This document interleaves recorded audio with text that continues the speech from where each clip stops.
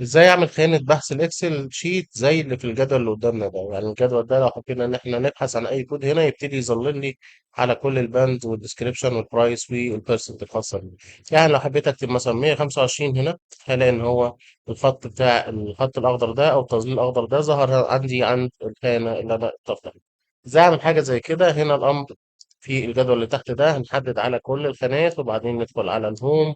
من هنا من conditional formatting نضغط نقول له new rule، وبعدين نختار آخر واحدة هنا، وبعدين نضغط هنا، وبعدين نختار أول خانة.